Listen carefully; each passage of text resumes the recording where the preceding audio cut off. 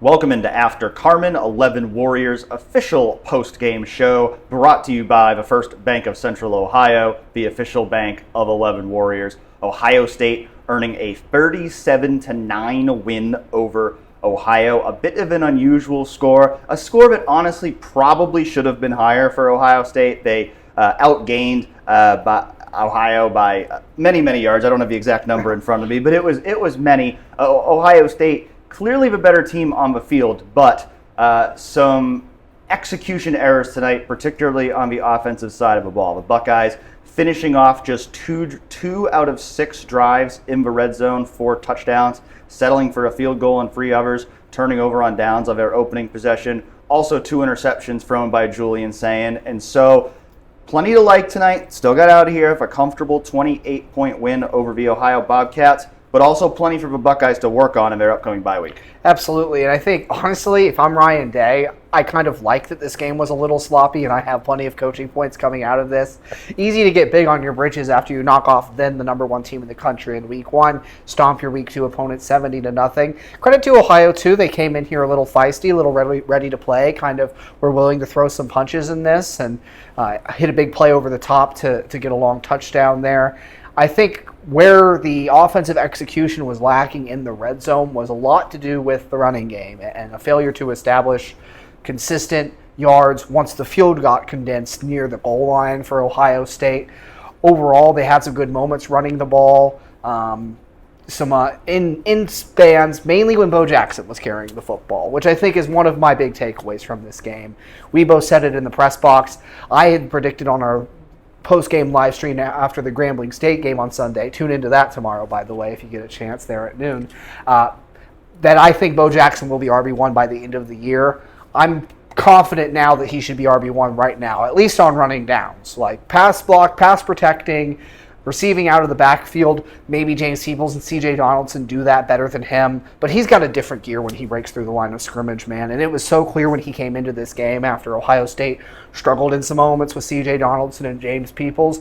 And C.J. Donaldson made some plays as the game went on. James Peebles had a couple nice chunk runs, but even like there were a couple stretch plays or counter plays that James Peebles gets going to the outside and he gets brought down by a shoelace, and you're just sitting there imagining, man, I think Beau Jackson takes that to the house. And he had that amazing long run. He's just got such a different burst when he gets through the line of scrimmage, and another gear that no one else in this running back room has. It's clear, and it is early. It is Ohio, but I think just watching him, he's got another level running the football than the rest of the backs in this room. I completely agree with you. I hedged every time I was asked about it last week because it's like it's just Grambling, it's just one game. I don't want to get ahead of myself in terms of saying, oh, Beau Jackson's the clear RB1. But after tonight, I agree with you. It's just watching them run, there's a clear difference. He has a different gear. I mean, I don't know their 40 times, but I'd estimate watching them, Beau's probably like a 4-4 guy. CJ and James are probably like 4-6 guys. Mm-hmm. There's just a different burst there with Beau Jackson. I think at least in the running game, those guys, I think CJ's the best receiver out of the backfield among the running backs. I think James is the best pass protector out of the running backs. And so I think you're going to continue to see all 3 of those guys continue to be in the game plan in some capacity, in part because of passing down value. But I do think, for me, like if I'm setting a running back depth chart going into Washington, it should be Beau Jackson 1, CJ Donaldson 2, James Peebles 3. Because I think it's pretty clear, based on what we've seen, Beau Jackson has been Ohio State's best running back, and C.J. Donaldson has been Ohio State's second best running back. Elsewhere on the offense, no surprise, Jeremiah Smith had a huge game, over 150 yards, 2 touchdowns. He looked like the best player in college football tonight, as he typically does. Julian Sayin, we mentioned earlier, 2 interceptions, but still overall another very promising game for Ohio State's starting quarterback. I think especially late in the game, the 2 deep touchdown passes he had, first linking up with Jeremiah on a 47-yard touchdown. And then I think the best throw we've seen so far from Julian, a perfectly placed 49-yard deep ball to Carnell Tate. And you just see it when those guys are firing at all cylinders. That trio of Julian Sayin, Jeremiah Smith, and Carnell Tate. I mean, I think there's at least 2 future first-round picks in that group, and the one I'm not sure on yet because he's only played 3 games is Julian Sayin, but I think there's at least 3 first-round picks in that group because Carnell Tate has been phenomenal so far this season, and Jeremiah Smith continues to be Jeremiah Smith. Right. Since his freshman year, we've kind of gotten this sense, kind of heard this from Brian Hartline, that Carnell Tate was capable of this level of football, and he's really showing it through 3 games this season. He is every bit the number 2 receiver you want in this offense, to where they haven't taken that step back from last year, where you had a Buka and Smith as your top 2, with Tate being your 3. You still have that top 2 just as good this season, really. And that's saying something, because Emeka Egbuka looks really good in the NFL right now. But that aside, Julian, the first pick to me wasn't on him. I know maybe you wanted him to see that guy in the middle of the line of scrimmage, kind of standing in the throwing window.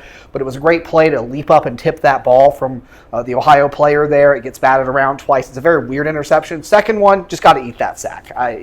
Tager Shabola gets beat on a pass rush off the edge. He was pulling out to block a blitzer, and you got to eat that sack. It's one of those situations where you have to take care of the football, just feel the pressure. Not every play is going to be a success, especially at that point in the game when you're ahead comfortably at that stage. But man, the accuracy is just next level with him. It showed again today.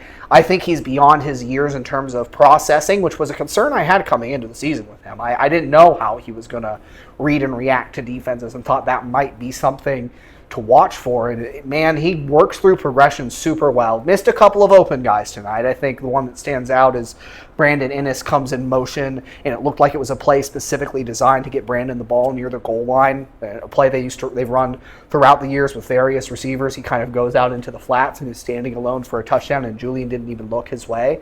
But for me, the good from Julian Sayin in this game way outweighs the bad. The throw you mentioned to Carnell Tate, I agree, best throw he's made all season. If he was standing next to him handing the ball off, I'm not sure he could have placed it better. The 47-yard touchdown to Jeremiah Smith, but it travels 55 in the air and still lands in a fantastic spot. And I was really impressed with the first touchdown pass to Max Klare too. Rolling out to his right, making a throw off platform, still put it on a rope right into Max Clare's face mask pretty much. Just the accuracy, it seems like every game there's only like at most 2 or 3 balls that you say that was off target from Julian.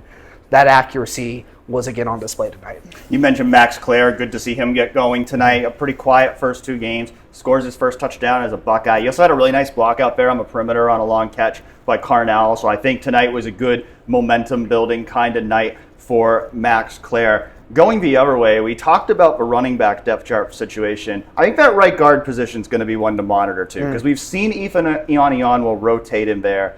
Tegra Shabola gets 2 penalties in the first half tonight. Second one, a 15-yarder on a late hit after the play. They pulled him for Ethan Ionion after that play. They put Tegra back in the game, but then you mentioned gives up that really bad not a sack, but just let a guy go right by him to hit Julian Sayin, force the interception. So I think that could be another kind of depth chart question here going into conference play, that right guard spot. A couple on the defensive side of the ball as well. It was interesting tonight. We saw Tywan Malone get the start over Edric Houston at defensive tackle. I'm going to have to go back and rewatch it before I can really evaluate how those guys played tonight. But I think Edric kind of had a slow start to the season. We don't know if he's 100% after suffering that knee injury in the preseason, but it was interesting to see them give Tywan the start tonight at defensive tackle. And then in the secondary, we saw Lorenzo Styles Jr. get beat on a 67-yard touchdown by Ohio wide receiver Chase Hendricks.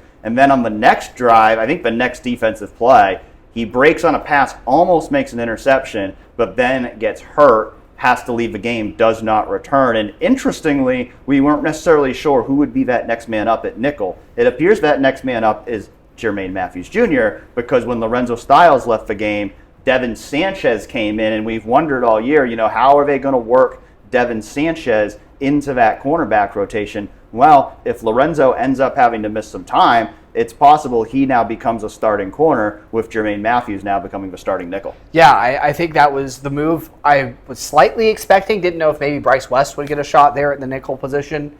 Lorenzo, we'll see how long-term, what that injury is exactly. Didn't seem like there was much of an update with that after the game. It was interesting on that long touchdown pass. And look, defensive backs are always more remembered for the mistakes they make than the good things they did. I thought Lorenzo had a good first 2 games.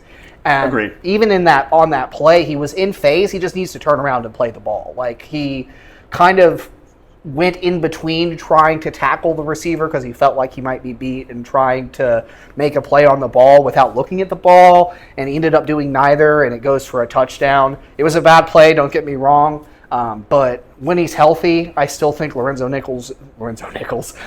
Styles is still the starting nickel for this team. But beyond that, defensively, another great performance, I thought, overall, especially from the defensive line in this game. Caden Curry, monstrous performance, got the sack, got a PBU, was just overpowering. I mean, the sack he split a double team. It's very rare you see someone split a double team for a sack on a pass rush. And Caden was getting constant pressure in this game. Beau Atkinson gets a sack, looks really good. Arvell Reese, still a monster, still looks phenomenal, flying all around the field. They had him spying Parker Navarro, and he was outrunning. That's an 1,000-yard rusher at quarterback, Dan. He was outrunning him whenever Parker tried to scramble. Nope. Arvell Reese had him tracked down. Caleb Downs looks like a missile as always. Jaylen McClain, that was my favorite play of the game.